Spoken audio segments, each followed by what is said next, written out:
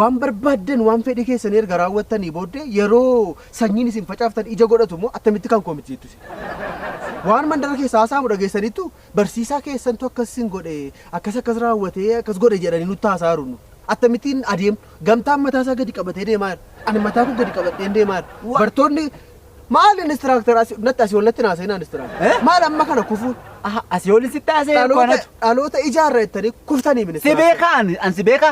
Maal gootu isin? Rabbi guddaan isin beekan instructor waa isin hojjettan akka nama waan gaarii godhetti waa isin hojjettanii rabbi guddaan isin argeera kunoo arra bakkee ba'e nu gorsaan turre isin dhiisaa ijoollee durbaa kanaa wajjin hammachuun baay'isina nuun hammachuun dhoowwitanii ofii keessanii immoo taatu isin instructor. Firankii seedhan tokko jechuu dhuftanii hirko. Amma isa dhiisaati mucaa kana amanaa fudhadhaa in ta'u taanaan gara miidiyaatti fudhadhee deeman. Atin dubbatattu waan sa'i. Hirko maaloo. An beekaadha amansi beekaa ol beennaan. Na hubachuuf yaalaa maaloo lamaan keessanuu. Maalinsi nu badda maal fiddan. Mee dhugaashaa dubbatattu instructor. Dhugaa ukkaamsinee dandeenya. Tole. Maal seete hirko.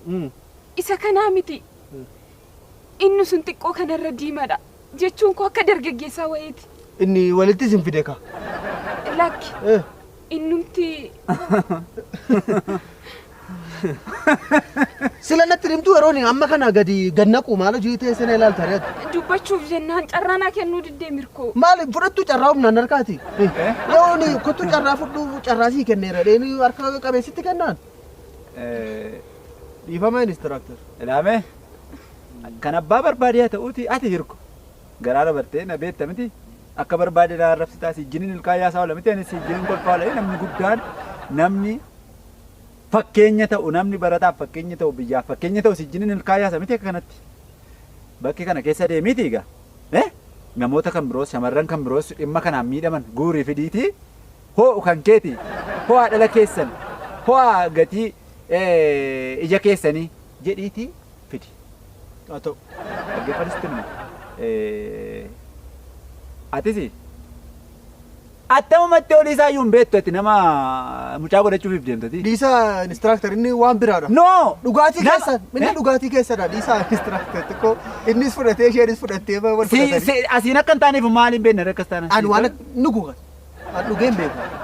Waan an godhu hundumaa sammuu kootti amaneen itti yaadeetan. Machaa miti ati ollaalummaan silumasa. Baay'ee machiin. Dhiisa instructor. Ani dhageeffatutti nama ati dhagi barbaadadhu waan barbaadde tokkoffaa kanaan booddee kanaan dura sitti meeqa mooraa kana keessa miilli kee ejjetu anatu immoo gadi baa mooraa kana keessaa gaafa. Naan dhufa harkumaan an deemee dhufallee malee numan isin barbaada.